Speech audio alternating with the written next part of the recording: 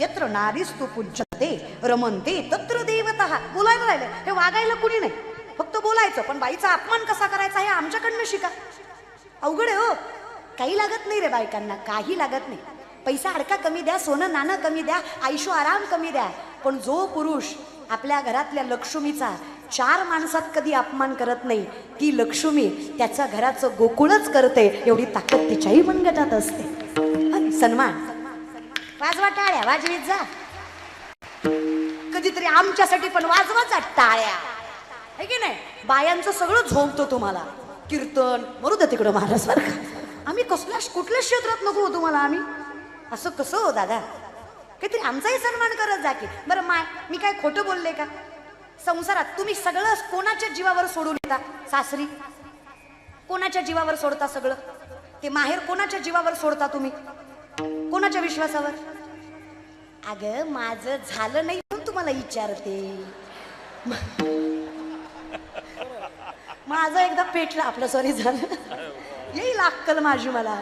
तुम्हाला एक्सपिरियन्स आहे म्हणून विचारते. संसारात कोण शहाणा लागतो? हा, नवरा लागतो की नाही? मालक लागतो की नाही? आम्हा वैष्णवांचंही तसंच आहे.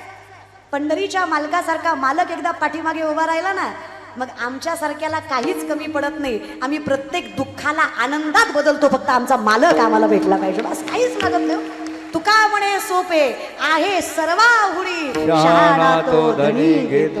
मालक शहाणा भेटला पाहिजे. मग काय? माऊली म्हणतात, राजा याची कांता काय भीक मागे, मनाची जोगे सिद्धी पावे. आम्ही पाहिजे ते मिळवतो, फक्त मालक मात्र पंढरीचा असला, मायबाप मात्र पंढरीचा असला. आई त्याला सर्वस्व केलं ना, मग नवराई तूच, मायाई तूच, बापही तू. जनाई म्हणते मला काहीच वाटत नाही संसाराचं. जनाबाई म्हणतात, मला संसाराच्या दुःखाचं काहीच वाटत नाही, कारण मला माहित आहे माझी माय माझ्यासाठी धावत येणार. कोण आहे ती माय? एक एक विठाबाई, एक एक विठाबाई. तुकोबांना 2 बायका, लक्षात आहे ना? पहिल्या पत्नीचं नाव रखमाबाई, दुसऱ्या पत्नीचं नाव जिजाबाई. पहिली पत्नी रखमाबाई दुष्काळात अन्न करून गेल्या, दोन्ही श्रीमंत घरच्या पोरी. आता ही जी जिजाबाई मी म्हणतीये ना, आवली टोपण नाव त्यांचं. पुण्याचं सासर तुकोबारायांचं, गुळवे सावकाराची पोरगी तुकोबारायची बायको आवली. 3600 एकर ऊस होता तिच्या बापाचा पुणे जिल्ह्यात. किती? 3600 एकर ऊस जिच्या बापाचा. ती नवऱ्याच्या घरी मिठासोबत भाकरी खायची. तुमचं बरं आहे ना? सहज विचारलं महाराज. 1.25 एकर ऊस तुमच्या सासऱ्याचा, पण काय नाचती तुमची बायको महाराज बरं का. 3600 एकर काय मोठं म्हण, कसा देऊ येणार नाही एवढं कर्म चांगलं असल्यावर. पण तुकोबाराय गरीब होते असं नाही. गांभीर्यानं विचार करा, दुसरी पत्नी जर एवढ्या श्रीमंत घरची यांनी दिली, म्हणजे तुकोबाराय गरीब असतील का? 65 लाखाची सावकारकी तुकोबांची. आत्ताचे 65 लाख नाही, 450 वर्षापूर्वीचे. आत्ताचा लाख म्हणजे तेव्हाचा रुपया. तुकोबांनी 25 बैलगाड्या कर्जपत्राच्या इंद्रायणीत बुडवल्या. फक्त तुकोबांच्या वाटणीचं 2 भाऊ बाकी आहेत अजून. तुकोबांनी भावाचं खाल्लं नाही. कळलं त्यालाच कळलं महाराज. मग काय 25 बैलगाड्या हो, अशा पोत्यांनी भरलेले कर्जपत्र. एका कागदावर 50-100 एकरी जमिनी घाण होत्या तुकोबांकडं. अशा कागदांच्या 25 बैलगाड्या. आळसकर, या जगातले शेतकऱ्यांचं कर्ज माफ करणारे पहिले महापुरुष जगद्गुरु तुकोबाराय. इतकी श्रीमंती जगद्गुरु तुकोबांच्या दारात होती. गरीब नव्हते ते, पण त्यांची भाषा बघा ना. अनाथ अपराधी पतित आगळा, परी पाया वेगळा नका करू. ते तुकोबाराय म्हणतात, अनाथ आहे मी, अपराधी आहे मी, पतित आहे मी. आणि आपण म्हणतो सरपंच आहे मी, माजी सरपंच आहे मी, सदस्य आहे मी, अध्यक्ष आहे मी. अरे खोटं खातो बाबा. एवढी मोठी माणसं अनाथ अपराधी म्हणतायत, तुझ्या पदाला काय करायचं? आणि सगळा दिखावा बघा, काही खरं नाही राहिलं. कला लाखो माणसाची बघत एका माणसानं घातली. प्रत्येक माणसाला गंध लावून जेव घालायचा. मला कौतुक वाटलं. मी म्हणलं काय मोठ्या मनाचा माणूस आहे.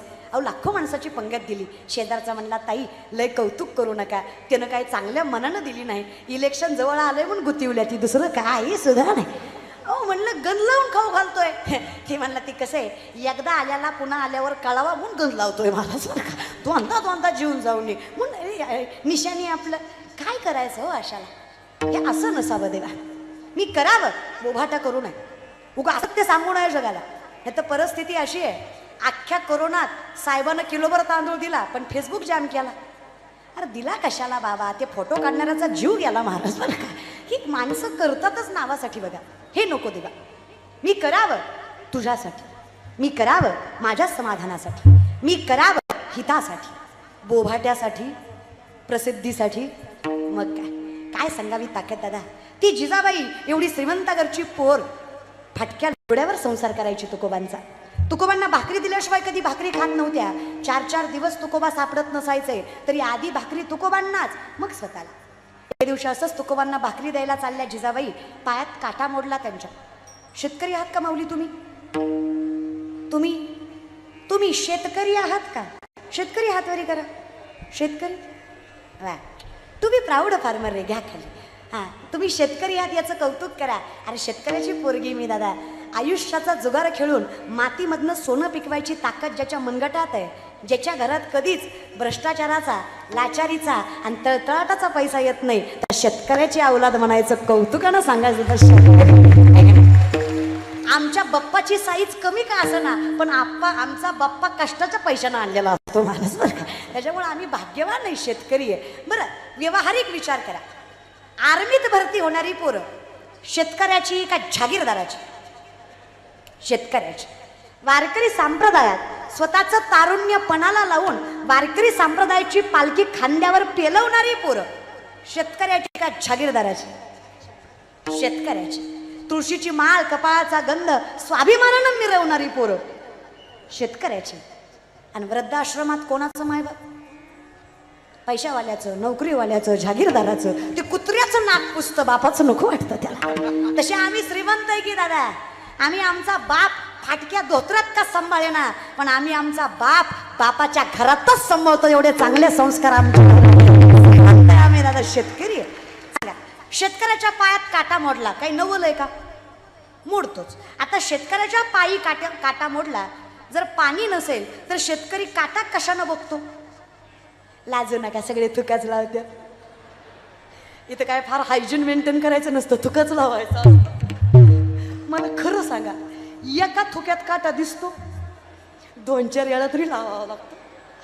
आई काटा मोडला जिजाबाईला, हो, पण त्रास झाला त्रैलोक्याच्या नाथाला, त्या पंढरीच्या आईला. तिच्यासारखी मायच नाही बघा. ते जुनं भजन आहे बघा. लेकरांची सेवा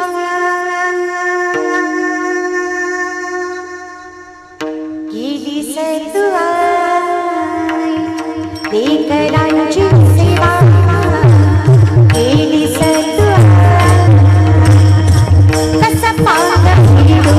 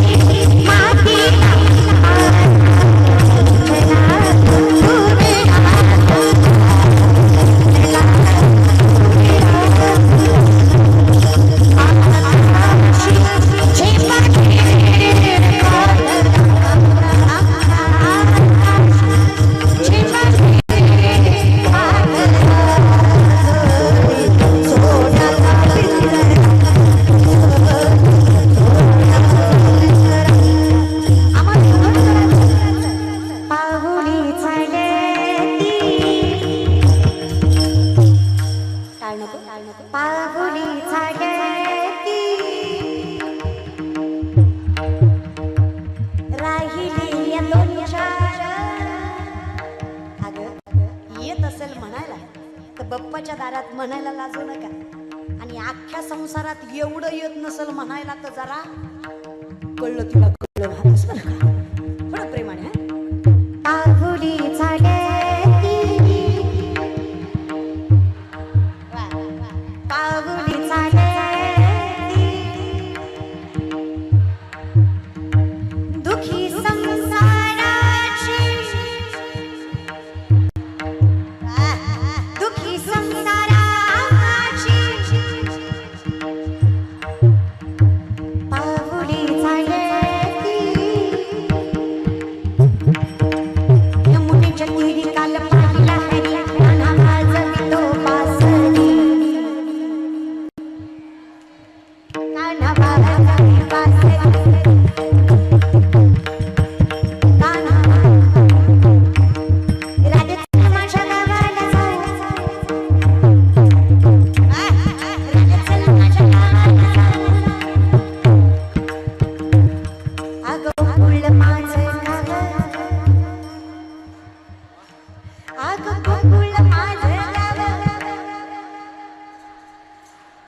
तुम्हाला काय टोचतो होय देव का टोचतो बेसतो नाही. ह्यांना ही गवळण जमत नाही. ह्यांची गवळण वेगळी आहे महाराज.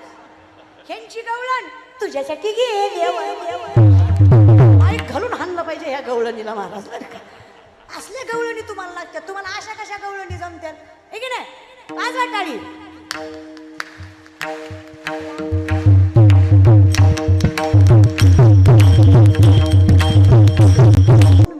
भजन जर एवढा आनंद देत असेल ज्याचं आयुष्य भजनात गेलं त्याचं आयुष्य किती आनंदी असेल. काय विचार करणार तुम्ही त्या आनंदाचा सांगा ना. अवघेची त्रैलोक्य कसं आनंद आनंदाचे डोही आनंद तरंग आनंदाची अंग आनंद ती परमानंद ज्यांना आपला केला त्याला आनंदाचं काय अवघड आहे सांगा हे की नाही. भजनाला काही नाही बरं. भावगीतं म्हणा भक्तिगीतं म्हणा चालतं. भाव असला पाहिजे. चालतं काही. गणराया आहेत ना म्हणा ना. गणपती राया पडते मी पाया काय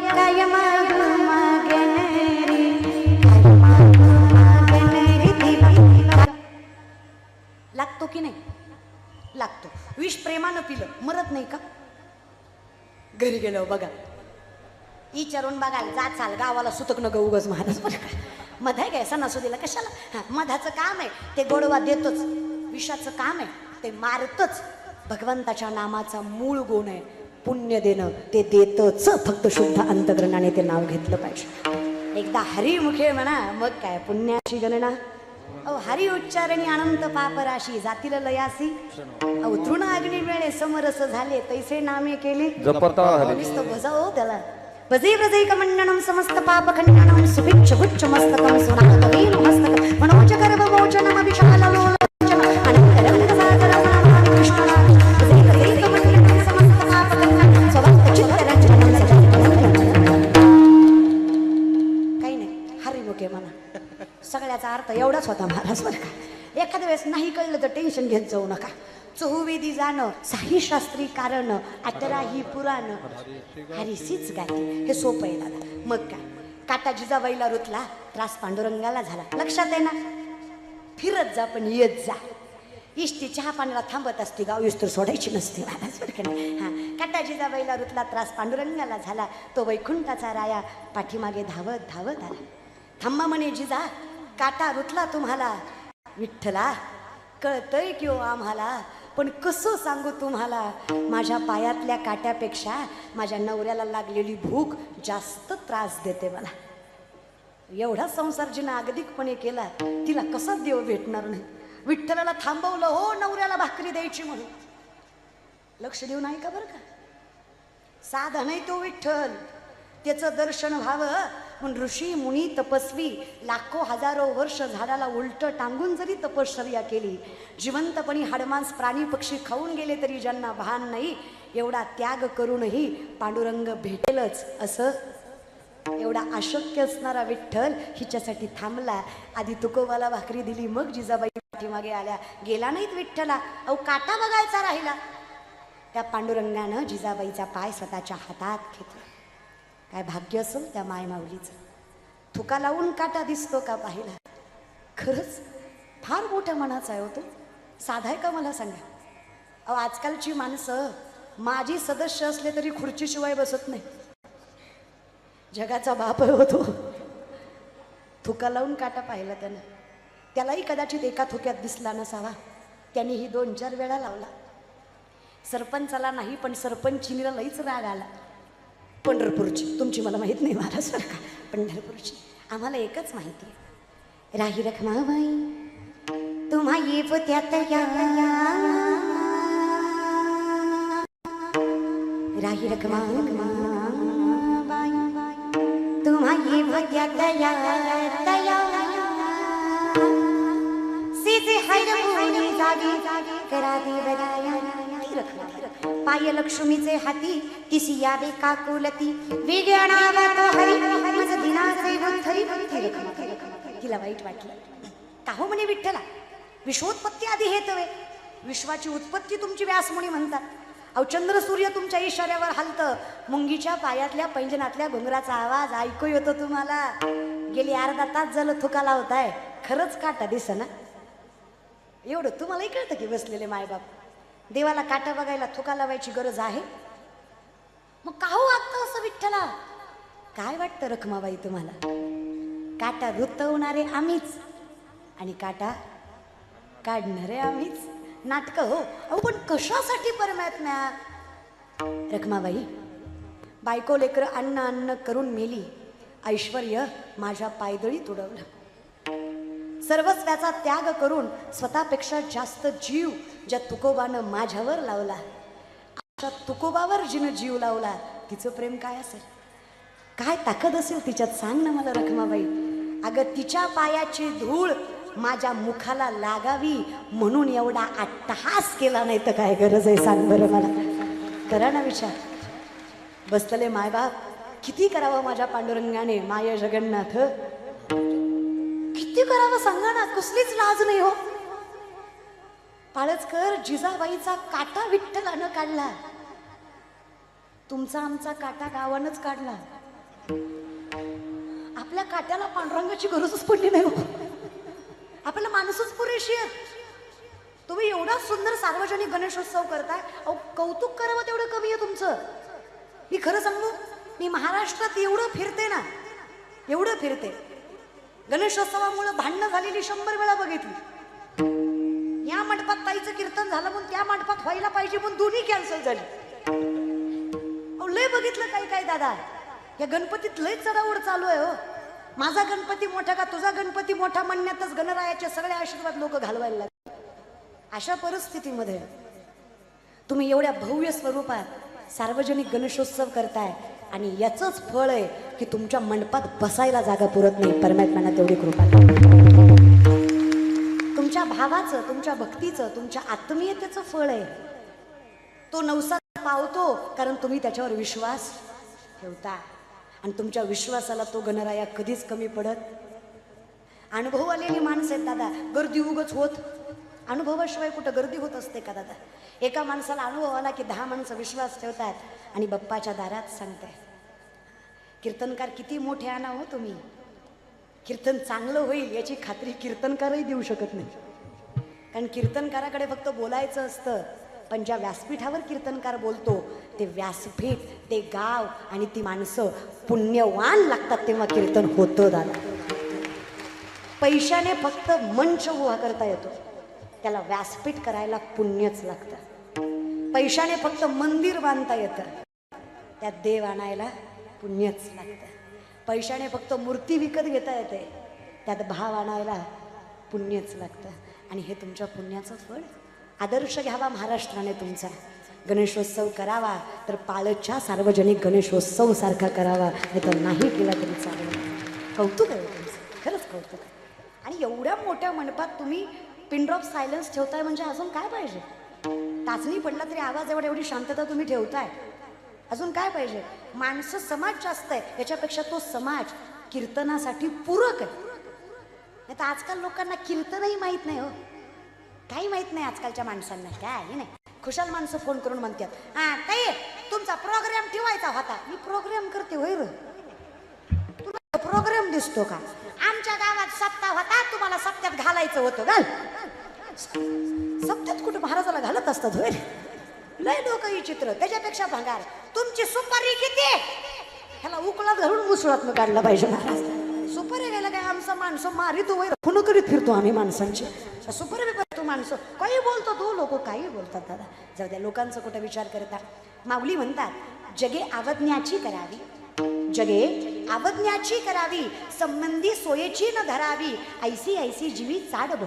माऊली म्हणतात लोकांनी त्रासच द्यावा, कारण जोपर्यंत लोक त्रास देत आहेत तोपर्यंत मी तुला मायबाप मानतो. ज्या दिवशी लोक माझी प्रशंसा करतील मी माझ्या अहंकारात तुला विसरून जाईल. त्याच्यापेक्षा एक काम करतो देवा, लोक त्रास देत आहेत हेच मागणं मागतो, कारण जोपर्यंत लोक त्रास देत आहेत मी तुझ्या दारात यायला कमी पडणार नाही, म्हणून लोकांनी त्रास दिलेलाच बरा देवा. म्हणजे मला कळलं ना ही माणसं माझी, माझा फक्त तू आहेस. त्याच्यासाठी लोकांनी त्रास द्यावा, सख्या सोयऱ्यांनी कामापुरताच वापर करावा. तुम्ही एवढा सुंदर सोहळा करा, अख्खीच माणसं चांगलं म्हणतील असं नसतं दादा. दोन चार तरी वाईट बोलतातच, दोन चार तरी म्हणणार. हिथलंच वरण भात खाणार, हिथंच जाता जाता म्हणणार. त्याचं काय असतंय, लोकांचं खायचं लोकाला द्यायचं. लोक येते महाराज बरं का, ती काहीतरी वाईट बोलणारच. कुणी म्हणलं की नाही चांगलं, अहो 9 दिवसाचा सोहळा करतात ही माणसं. श्रीमद भागवत आहे, ग्रंथराज ज्ञानेश्वरी आहे, काकडा आहे, संकीर्तन आहेत. अजून काय पाहिजे गणरायाला? तो गणराया सुद्धा आनंदानं नाचत असेल, त्याला सुद्धा वाटत असेल भाग्य आहे माझं, मी बाळजमध्ये आहे, एवढा सुंदर सोहळा मला माझ्या डोळ्यानं बघायला भेटला. काय पाहिजे अजून देवाला? तरी भक्तिभावानं पुजलं बास झालं. थोर प्रेमाचा बुकेला हाची दुष्काळ तयाला, त्याला काही लागत नाही. त्याला वाटतं फक्त लेकरांनी मला मायबाप मानावं, बास. तो सगळं राखायला तयार आहे, फक्त त्याच्यासाठी एकच आहे, हे मन तिथं गेलं पाहिजे. मना इतकं बेकार काही नाही. विवेकाते भुलवी संतोषाशी चाड लावी, बैसे जितरी हिंडवी दाही दिशा. विवेकी माणसाला अविवेकी बनवतं, संतोषाला चाड लावतं, बसल्या जागी फिरवतं असं मन आहे. चंचलतेचे 10 प्रकार. मनोमत करो मेघो माननी मदनो मरुत मा मदो मरकटो मत्स मगार्दस चंचल. त्यातलं पहिलं मन आहे. मन एवढं चंचल आहे, माकडाला दारू पाजली. कोणाला? माकडाला. माणसं म्हणतात पिल्यावर कळत नाही, माणसं म्हणतात मला माहित नाही, माणसं म्हणतात पिल्यावर कळत नाही, मला वाटतं कळतं. पिलेला माणूस कधी रस्त्याच्या मधोमध झोपल्याला बघितलं लागतं, कुठं पडतं ते त्याला माहित आहे, मध्ये जातंय बाजूला राहतंय, सगळे अक्कल असते त्याला. काय ती मात्र एवढं बायकोला मार मार मारतं पेल्यावर, सकाळी तिलाच म्हणतं नव्हतं ग मारायचं, पिल्यावर कळत नाही. कसं कळत नाही? हात वळायचा बरा कळतो. आता काय करायचं माय, पिलं ना टोपल्यावर शेळीच्या लेण्या समोर नेऊन ठेवायच्या, त्याला म्हणायचं काळ म्हणू काय ताकद वाढती, गोड लागतात खा. खाईल का ग मा? अगं किती बी टाकलेली असू दे, तेवढ्या धुंदीत म्हणील येड आहे का मी, लिया सगळं कळतो त्याला. नाटक फक्त अटेन्शन स्वीकर आहेत ही माणसं. ह्यांना फक्त लोक माझ्याकडे कशी बघतात ह्याचं वाट बघतात, कळत कसं नसतंय, सगळं कळतंय. आणि ते डोक्यातलं काढा, इंजेक्शन औषधानं दारू सुटत नाही. जबर स्वतःला अक्कल येत नाही की आपल्यामुळं कुटुंबाचं वाटोळं व्हायला लागलंय, तेव्हा ही दारू सोडित नाही ती. अशी जर इंजेक्शननं दारू सुटली असती ना, पिणाऱ्याच्या बायकांनी मंगळसूत्र विकलं असतं, पण इंजेक्शन आणलं असतं. आई शपथ सांगते, आणि असं झोपीत दिलं असतं रातचं, ही म्हणली असती चानवारा लय त्रास आहे रे ह्यांना. आणि मला एक सांगा, तुम्ही असलं वागून पुढच्या पिढीला काय शिकवणार आहेत? आता ही म्हातारी माणसं निश्चित तोंडवर करून म्हणतात पोरवाया गेली, पोरवाया गेली, पोरवाया गेली. अहो पण बाबा का गेली? बिडी फुकू फुकू तुमची थोबाडा आत गेली म्हणून आमची पोरवाया गेली. तुम्ही काय केलं याचं डोकं आहे तुम्हाला? म्हातारपणात मारुतीच्या वट्ट्यावर बसून तुम्ही पत्ते खेळले, ब्रह्मचारी मारुतीला तुम्ही राणी दाखवली, तुम्ही गुणाचे. एवढी पोरच वाया गेली आहे का नाही? काय बाबा, आता या म्हाताऱ्या बायका सुद्धा दारात बसल्या बसल्या, आजकालचे काय पोरीत वय, यांना काय लाज आहेत वय, आमच्या जमान्यात नव्हतं माया असं, आम्ही किती इज्जतीनं खाल्लं, किती कष्ट केलं, ह्यांना काय झळ आहे, सगळं आयत्त भेटलं होय ग मा. पण तू आता काय करती? तू आता मिसरी चोळती. तुझ्या मिसरीच्या वासानं गोठ्यातल्या म्हशीनं दूध द्यायचं बंद केलं, ह्याचा विचार केला का तू? हातभर वास त्या मिसरीचा, तसल्याच तोंडानं त्या 1.5-2 वर्षाच्या नातवाचं मचा मचा मुख घेते. काय वाटत असेल त्याला? त्या बिचाऱ्याला काय म्हणा येत नाही, तुम्हाला सांगितलं असतं त्यानं महाराज बरं का. काय काय ज्ञान शिकवणार तुम्ही पुढच्या पिढीला? आणि बघा, छोट्या छोट्या गोष्टी गांभीर्यानं घ्या. आपल्या लेकरांसमोर आपण कधीच आपल्या नवऱ्याचा अपमान करायचा नाही. का करायचा? तुमचा नवरा आहे ना, तो त्याचा बाप आहे ना, त्याच्यासाठी पांडुरंग आहे तो. तुम्ही त्याची इज्जत काढली, त्याच्या नजरेत काय त्याची इज्जत राहणार आहे? आपल्या लेकरांना आपल्या सासू-सासऱ्यांविषयी कधीच वाईट सांगायचं नाही. ते नसताना लय प्रमाण वाढलं हो तुमचं. खुशाल लेकराला म्हणता तुझी आजी लय बाराची आहे, तुला काय करायचंय? अरे त्याची आजी आहे, ती कशी काय असं ना, ती घेईन ना समजून. आणि तुम्ही काय अपेक्षा करताय? तुम्ही तुमच्या लेकराला तुमच्या सासूला भेटू देत नाही, उद्या त्याचं लेकरू झाल्यावर तुम्हाला भेटू देणार आहे ते? अगं कर्माचं फळ भेटतं ग माय, विचार करत जा. आणि तुम्हालाही सांगते, लेकरांसमोर आई माईवर शिव्या देत जाऊ नका. काय संस्कार देताय रे लेकरांना? हा, विनोद बाजूला ठेवा. वयात आलंय तुमचं पोरग. 4 माणसात जेव्हा पिऊन पडता ना तुम्ही, जेव्हा खांद्याला हात देतो ना तुमचा पोरगा, आणि जेव्हा 4 माणसं त्याच्या समोर तुमचा अपमान करतात ना, रडता येत नाही त्याला, पण याचा अर्थ त्याला वाईट वाटत नाही असं नाही. पोरग जिवंतपणी मरतं जेव्हा त्याच्या बापाला त्याच्या देखत कोणीतरी बोलतं. हे तुम्ही कशाला हाताला उडवून घेताय? तुमच्या व्यसनामुळे तुम्ही तुमचा बाप पण हरवताय रे. प्रतिष्ठा आहे तुमच्या घरात तुमची. तुमचं लेकरू पांडुरंग समजताय तुम्हाला. तुमच्या व्यसना तुम्ही तुमच्या बायकोला त्याच्या डोळ्या देखत मारताय, त्याच्या आईला. तो काय तुम्हाला देव मानणार आहे? देव असली कामं करतो का? आणि पुन्हा म्हणता लेकरांना मला सांभाळलं नाही. अरे तुझं वागणं बघ ना, तू काय केलं लेकरांसाठी? आणि तुमच्या भांडणात आहे ना, तुमचं काहीच जात नाही. तुमची अर्धी लाकडं मसनात गेल्यात, काय राहिलं तुमचं? सगळं बघितलंय तुम्ही. तुमच्या भांडणात तुमचं काहीच जात नाही. नवरा बायकोच्या भांडणात जर वाईट कोणाचं होत असेल तर ते फक्त घरातल्या लेकरांचं, त्यांच्या डोक्यावर परिणाम पडतो, बाकी कोणाचं काहीच जात नाही. कशाला असल्या भानगडीत पडताय? घ्या ना ज्ञानेश्वरी हातात, घ्या गाता हातात. अरे ज्ञानेश्वरी सारखी श्रीमंती नाही, गळ्यातल्या तुळशीच्या माळेसारखं वैभव नाही, कपाळाच्या गंधासारखा स्वाभिमान नाही, दारातल्या तुळशीसारखं सांत्वन नाही, आणि पांडुरंगावर ठेवलेल्या विश्वासासारखा आयुष्यात दुसरा आनंदच नाही. या गोष्टी स्वीकारा ना. सगळ्यात मोठी श्रीमंती हातात ज्ञानेश्वरी, सगळ्यात मोठं वैभव गळ्यात माळ, सगळ्यात मोठा स्वाभिमान कपाळाला गंध, सगळ्यात मोठी सात्विकता दारात तुळस, आणि सगळ्यात मोठा आनंद पांडुरंग मायबाप. काय पाहिजे आयुष्यात अजून? घालोनिया भार राहिलो निश्चिंती, निर्विले संती विठोबा. तो राहतो अजून काय पाहिजे? कशाला नाही त्या भानगडीत पडताय? या दुनियाच्या नादी लागू नका. ही लोक सुखालाही नाहीत आणि दुखालाही नाहीत. लोक गोरी बायको केली तरी म्हणतात बापरे याला बरी दिली, आणि काळी बायको केली तरी म्हणतात बाबा यानं बरी केली. अरे करू काय? आता मधला कलर सगळ्यांनाच कुठून आणायचा आम्ही? अवघड आहे रे लोकांचं. लोक जगूही देत नाहीत आणि मरूही देत नाहीत. मला विचारा ना, शांत कीर्तन केलं तरी म्हणतात नेवळाट होतं, काय कळा नव्हती, उभं राहिलं गेलं. जरा हसून खेळून एनर्जीने कीर्तन केलं तरी म्हणतात येत काय नव्हतं येड्याला, नाचू नाचू जिरीवलं. अरे करू काय? कसं तरी जगू देत जरा. समाजाचा विचारच नाही करायचा बघा. अनंत वाचाळ बरळती कैसी निगोपाळ पावे हरी, आम्ही फक्त देव माझा मी देवाचा, हेच डोक्यात ठेवायचं. करा ना विचार. ह्या मनाला स्थिर करायची ताकद जर त्या भगवंतात आहे. अहो त्याला पाहिलं नसतं देवा. तर देवासारखं कोण गोड आहे? आवडे हे रूप गोजिरे सगुण पाहता लोचन. तुला पाहिलं देवा, तुझं पाहता सामोरी दृष्टी न फिरे माघारी, माझे चित्त तुझे पाया मिठी पडली, आपोआप माझं मन तुझं झालं. तुझ्यासारखं देखणं कोण आहे सांग ना? कसंही गोड आहेस रे तू. तेरा रविंदे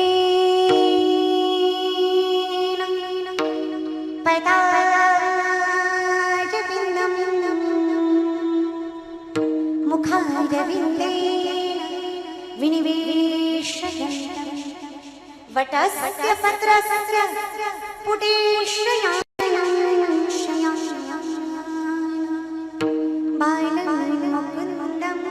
मनसा स्मरामि श्रीकृष्ण गोविंद हरे मुरारी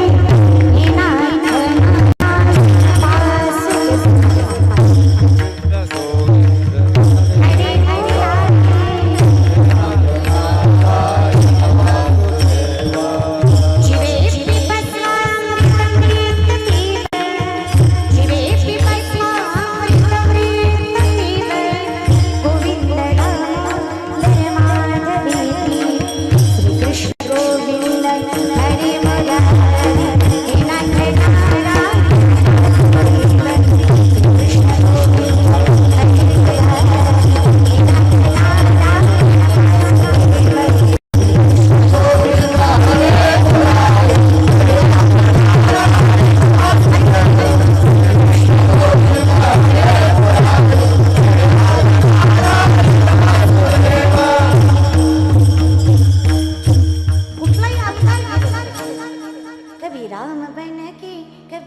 श्याम बन के चली आना प्रभु जी चली आना सीता साथ लेके धनुष हाथ लेके चली आना प्रभु जी चली आना.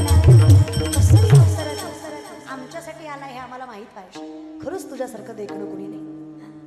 नुसता देव समोरून यावा ना तरी गवळणी म्हणताय. काली काली आले गो काली काली आले गो फंदे क्यों डाला हमें जिंदा रहने दे मुरली बाबा हमें जिंदा रहने दे.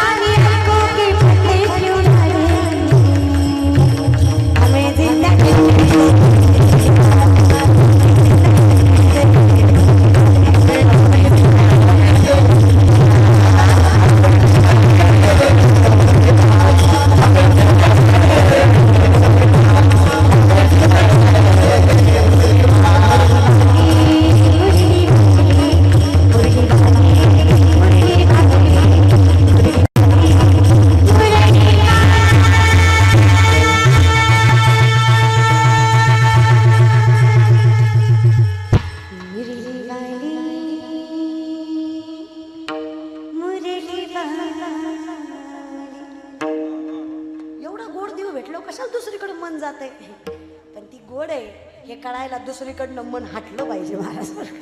आम्हाला भलतंच गोड लागतंय. आता काय त्या गोडाचं सांगावं आम्ही तरी तुम्हाला. चुकीचं गोड लागलं ना यडक मदन केवळ पंचान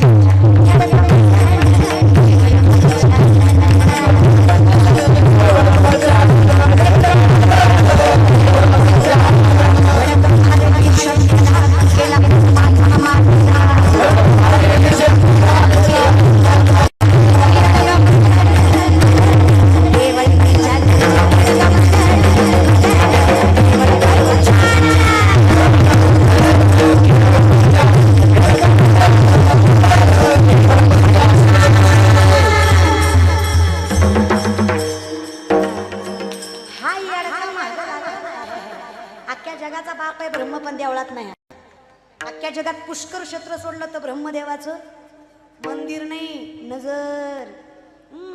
बुद्ध जबर मोठे गबाई घाली बुद्ध लागले नारळाला 60 पोरे झाली बुद्ध लागले नारळाला 60 पोरे झाली बुद्ध जबर मोठे गबाई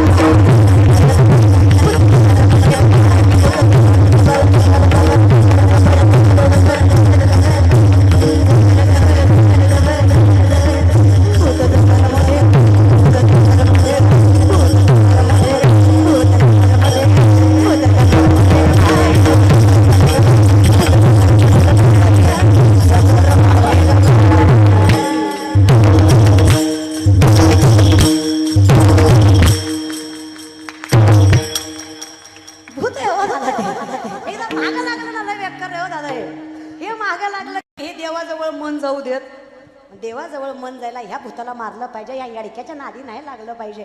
नाथबाबाचं मत आहे, मग माझं मन देवा तुझ्या चरणी येतं. आणि एकदा तुझ्या चरणी माझं मन आलं, माझ्यासारखं आनंदीच नाही. किती मन बेकार, माकडाला दारू पाजली, लक्षात आहे ना, लक्षात ठेवीत जा महाराजसारखा. माकडाला दारू पाजली, दारू पाजल्यावर त्याला विंचू चावला, विंचू चावल्यावर पाठीमागं भूत लागलं. माकड किती पळलं. मर्कटो सुरापानम यत्र वृश्चिक दंशनम तन्मध्ये भूतसंचारो यद्वा तद्वा भविष्याते. विचार करा त्या माकडाचे काय हाल होतील. एवढं मन चंचल आहे. जसं देवा तुला पाहिलं ह्या मनाला स्थिरावता आलं, आणि जसं माझं मन स्थिरावलं, काय सांगू देवा तुला माझी अवस्था. अवघेची त्रैलोक्य आनंदाची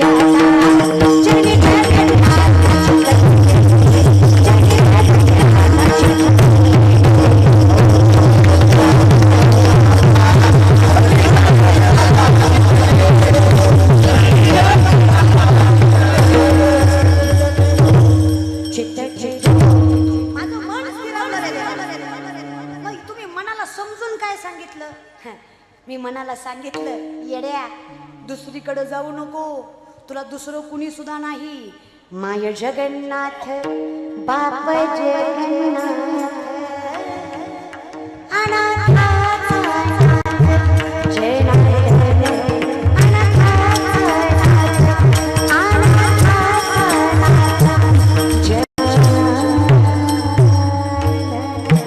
मी मनाला समजून सांगितलं, मना माझ्या मनाला गो छंद छंद, माझ्या मनाला गो छंद नित्य गोविंद गोविंद, नित्य गोविंद गोविंद, माझ्या मनाला गो छंद छंद, माझ्या मनाला गो छंद. त्याला सांगितलं हा एकच देव तुझा आहे, देवाच्या पलीकडे तुझं कुणी. त्याला सांगितलं, सांगडे बांधारी बांधारी भक्तीची, नारायण नामाची, नारायण नामाची. त्याला सांगितलं हा मोरयाच्या दारी ठेव मस्तक चरणावर, एकदा उभा राहा. उभा म्हणजे दोन पायावर उभा नाही बरं का, उभा म्हणजे सावध. उभा म्हणजे काय, सावध. मग बघा आपण म्हणतो देवाची हे उभा, उभा म्हणजे सावधतेनं उभं राहा. आणि सावध म्हणजे काय, सत्य कळणं.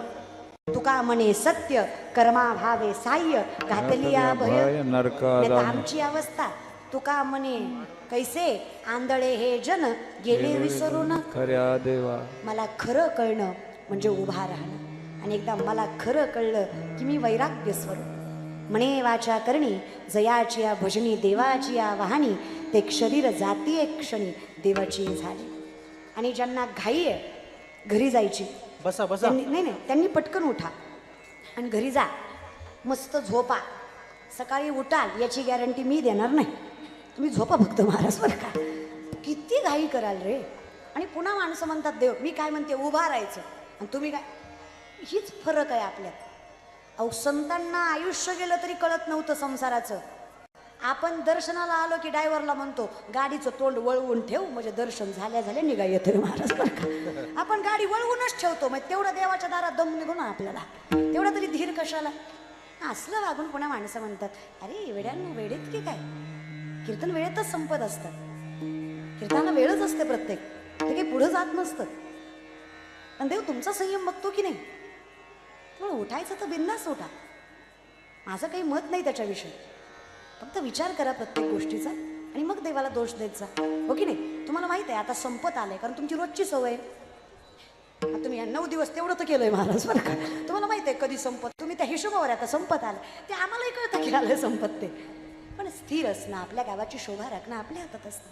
त्यामुळे विनाकारण उठायचं असेल तर एकदाच उठा, पुन्हा पुन्हा 100 वेळा नाही.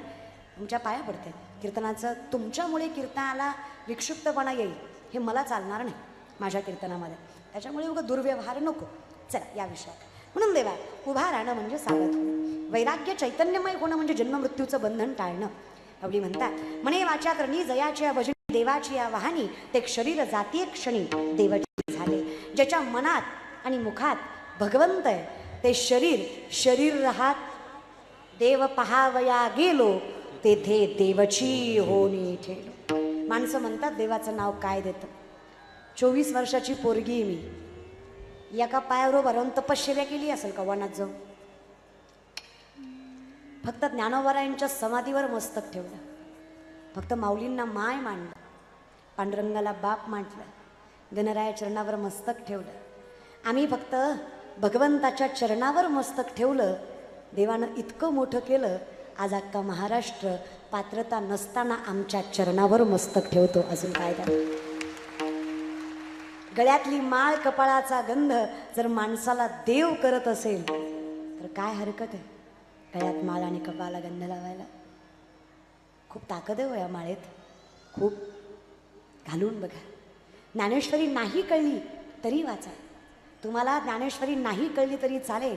ज्ञानेश्वरीला तुम्ही कळलात, तुमच्या जीवनाचं कल्याणच फक्त माऊलींना कळू द्या. हे लेकरू माझं.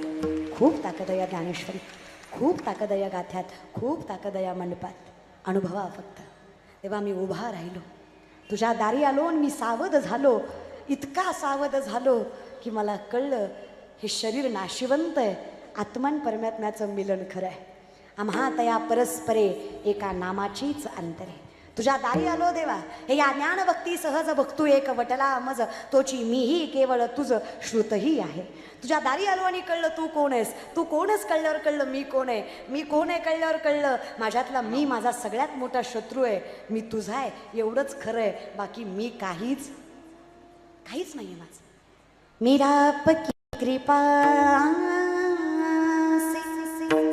से सबका हो रहा, करते हो तुम कन्हैया मेरा नाम हो रहा, मेरा आपकी कृपा से सबका हो रहा. कुणीतरी विचारलं, खायची पंचायत होती, आज काय खावं कळत नाही. माणसं विचारत नव्हती, आज मागं पुढं फिरतात. कस काय? पतवार की बिना ही मेरी नाव चल रही है, हैरान है जमाना मंजिल भी मिल रही है, करता नहीं हूँ कुछ भी फिर भी नाम हो रहा है, मेरा आपकी कृपा से ये काम हो रहा है. मी काहीच करत नाही, काहीच नाही. समाजानं किती त्रास द्यावा, सोयऱ्याधाऱ्यांनी किती पाय खेचावे, लोकांनी माझ्या अपयशाची नजर रोखून वाट बघावी आणि भगवंतानं माझ्या मस्तकावर हात ठेवावा. प्रत्येकाच्या डोळ्यात देखत अपयशाला यश करायची ताकद माझ्या मनगटात येईल. फक्त भगवंतानं माझ्या मस्तकावर हात ठेवावा, मला उभा करावा. मी सावध होईल. तो कधी करेल? जेव्हा तुम्ही भजन कराल, जेव्हा तुम्ही मायबाप म्हणाल देवाला. करायचं भजन देवाने सांभाळावं असं वाटतं ना, दोन्ही हात वर करा, मोकळे व्हा. हात वर करायचं म्हणजे देवा मी मोकळा आहे, मला काही बंधन नाहीये तुझं भजन करायला. दोन्ही प्रेमाने. पार्वतीच्या नंदना मोरया गजानना,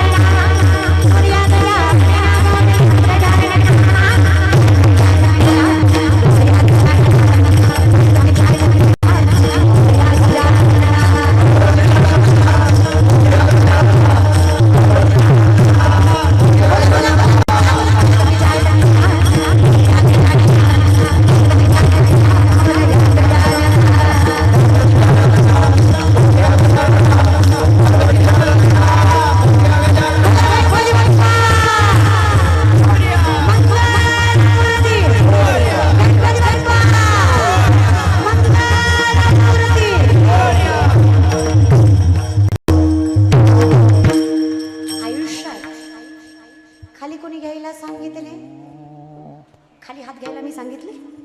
असं ते घेतलेत तर घ्या. तुम्ही कुठं ऐकायला बसले? तुम्ही एवढे आले, यातले अर्धेच कीर्तन ऐकायला आले, अर्धे एकाच कामासाठी आले. टीव्हीत बघितली, एकदा समक्ष बघायची. एवढाच हट्ट आहे तुमचा महाराज बरं का. पण तुम्हाला मी एक खरं बोलू का दादा, कीर्तनकारामुळे कीर्तन कधीच मोठं होत नाही. कीर्तनामुळे कीर्तनकार मोठा झाल्याशिवाय राहत नाही. ताकद कीर्तनात असते, माणसात नाही. पांडुरंग वाळवंटात गेल्यावर तुमची प्रसिद्धी बघून दर्शन देत नाही, तुमचा भाव बघूनच दर्शन देतो. त्यामुळे सावध व्हा, उभे राहा, करा विचार. हे सगळं खोटं आहे. नावलौकिक, समाज प्रतिष्ठा सगळं खोटं आहे. खरं एकच आहे, माय जगन्नाथ बाप जगन्नाथ, अनाथाचा नाथ, एवढंच खरं आहे. आणि एवढंच खरं मला आनंदी करतं. मग मला गणरायांचा जन्म करायचा आहे, मला गणरायांना अस्तित्वात माझ्या आणायचं आहे. आता दंतकथा सगळ्यांनाच माहीत आहे. पार्वतीचा मळी काढला, मग गणपती केला. मी तुम्हाला शास्त्र सांगते. भक्ती म्हणजे पार्वती आणि विश्वास म्हणजे महादेव. शास्त्र सांगतं भक्ती म्हणजे पार्वती, विश्वास म्हणजे महादेव. जेव्हा विश्वासाचं भक्तीशी पाणीग्रहण होतं त्यावेळेस वैराग्य जन्माला येतं. आणि वैराग्य म्हणजे गणपती, चैतन्य म्हणजे गणपती. आणि जेव्हा वैराग्य आयुष्यात येतं तेव्हा बुद्धीला, ज्ञानाला काहीच कमी पडत. म्हणून देवा, हा वैराग्य गणपती माझ्या आयुष्यात आणायचा असेल तर मला भगवंतावर विश्वास आणि भक्ती ठेवली पाहिजे. आणि त्याच्यासाठी माझ्या मुखात नाव त्याचं पाहिजे. विठोपाय रखुमाई,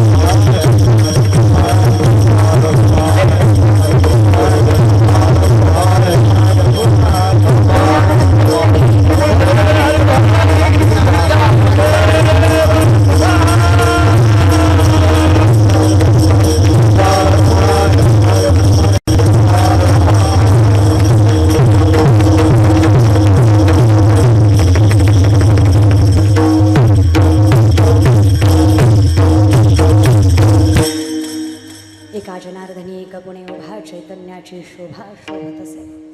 आता मात्र मी शोभू नये, आता मात्र मी नावलौकिकाच्या जोगात आहे, आता मात्र मी सुखी आहे, कारण तू मला उभं केलंस, सावध केलंस तुझ्या नामचिंतनाने. हा सुंदर नामचिंतनाचा अट्टहास आज या पाळसमध्ये गेली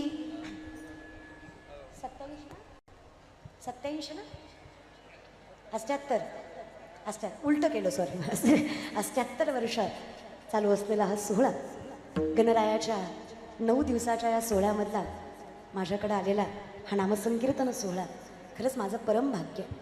मी खरंच स्वतःला भाग्यवान समजते की या नवसाच्या गणपतीच्या चरणाशी थोडी थोडी का होईना मला कीर्तन सेवा करता आली. हे माझं भाग्य आहे की मला या गणरायाचं दर्शन घेता आलं, जो अखंडितपणे नवसाला पावणारा आहे. त्यामुळे खरंच मी भाग्यवान समजते स्वतःला. हा सुंदर सोहळा माझ्या पदरात पडला आणि हे व्यासपीठ माझ्या पदरात पडलं. सुंदर टाळकरी, आज ही लहान लहान मुलं एवढ्या आनंदाने इथं कीर्तनाला साथ देत आहेत. ही लेकरं पुढे जाऊन पैसा कमावतील, प्रसिद्धी मिळवतील याची खात्री आहे, पण ही लेकरं पुढे जाऊन धर्माचं नाव लौकिक करतील हा विश्वास मात्र मी तुम्हाला देते. यांच्यामुळे धर्म टिकून आहे, यांच्यामुळे संप्रदाय टिकून आहे. चरणावर साष्टांग दंडवत. लहानापासून मोठ्यापर्यंत सगळे व्यासपीठावर आहेत, लहान लेकरापासून वृद्धांपर्यंत सगळे व्यासपीठावर आहेत, मोठी माणसं व्यासपीठावर आहेत, सगळी अनुभवी माणसं आहेत. चरणावर साष्टांग दंडवत सर्व गायनाचार्यांच्या. अगदी सामर्थ्याने परमात्म्याने त्याचं गोड नाव अजून गोड करायची ताकद तुमच्या कंठात दिली. अजून भगवंताने काय कृपा करावी. चरणावर साष्टांग दंडवत तुमच्या. उत्कृष्ट मृदुंगवादक हरिभक्त परायण पांडुरंग महाराज. आमचे पांडुरंग महाराज कीर्तनाला कायम असतात, पण मला जरा थोडं लक्षात राहत नाही महाराज बरं का. आमचे पांडुरंग महाराज चरणावर साष्टांग दंडवत. अगदी गोड सुंदर पखावा ज्यांनी वाजवला, शिवनिर्मित असणारा मृदंग तांडवासारखी वाजवायची ताकद पांडुरंग दादा तुमच्या हातात आहे. चरणावर साष्टांग दंडवत तुम्हाला. असेच गणराया तुम्हाला बुद्धिंगत करे माऊलींची प्रार्थना. त्याचबरोबर हरिभक्त परायण गोपाळ महाराज. तसं अवतार एकच आहे, नाव वेगळे आहेत महाराज बरं का. पांडुरंग काय, गोपाळ काय. गोपाळ महाराज चरणावर साष्टांग दंडवत. माऊली तुम्हाला असंच वृद्धिंगत करो, तुम्हाला असंच व्यासपीठ मिळू, माऊलींची मी प्रार्थना करते. विणकरी दादा असतील, चोपदार दादा असतील, प्रत्येक माणूस जो खारीचा ना खारीचा वाटा या सोहळ्यात घेतोय, मी त्या विघ्नहर्त्याची साक्ष देऊन सांगते, तो सुख करता त्या प्रत्येकाच्या आयुष्यात अमाप सुख देणार हा विश्वास माझा आहे, जो त्या गणरायाची सेवा करतोय. चरणावर साष्टांग दंडवत. प्रत्येक चोपदाराच्या, प्रत्येक कार्यकर्त्याच्या, व्यासपीठावरील प्रत्येक, हे सगळे आता स्वयंसेवक सुद्धा असतील, ह्या सगळ्या पोरांच्या सुद्धा. पोरं असल्याशिवाय कार्यक्रम भारदस्त दिसत नाही बघा. महाराष्ट्रातले 90% सप्ते आजही तरुणांच्या जीवावरच आहेत. पंक्ती वाढायला, पत्रवाड्या उचलायला, महाराज आणायला, न्यायला पोरांशिवाय शोभा. आणि जोपर्यंत तरुण धर्माला जागा आहे तोपर्यंत माझा महाराष्ट्र उच्चांकावरच आहे, जोपर्यंत आमच्या तरुणांच्या मनात धर्माविषयी, भगवंताविषयी प्रेम आहे. सगळ्यांच्या चरणावर साष्टांग दंडवत. तुमच्या उत्कृष्ट सिस्टीम, साबणे साऊंड, अगदी गोड सुंदर आवाज ज्यांनी दिला, चरणावर साष्टांग दंडवत त्यांच्या. अगदी सुंदर कीर्तनाला पूरक असा आवाज साऊंड सिस्टीमला लावणं हे त्याच माणसाला जमतं ज्याला संप्रदायाची जाण आहे, कीर्तनातलं कळतं. त्याच्यामुळं तुम्हाला खरंच कौतुकास्पद शब्द आहेत की तुम्ही गोड सुंदर सेवा दिलीत कीर्तनासाठी. चरणावर साष्टांग दंडवत तुमच्या. त्याचबरोबर हे सगळे कॅमेरेवाले, बिचारे या कॅमेरावाल्याचं लय अवघड असतं. हे अख्ख्या जगाचे फोटो काढतात, ह्यांचाच फोटो घरात नसतो महाराज.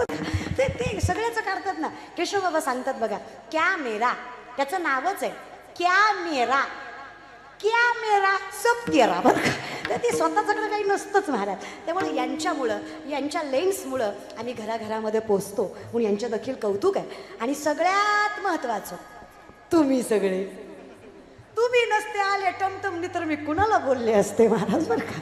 तुम्ही एवढे टेम्पो, टमटम, टू व्हीलर, अहो त्या रस्त्याने येताना बघू चालायला जागा नाही हो.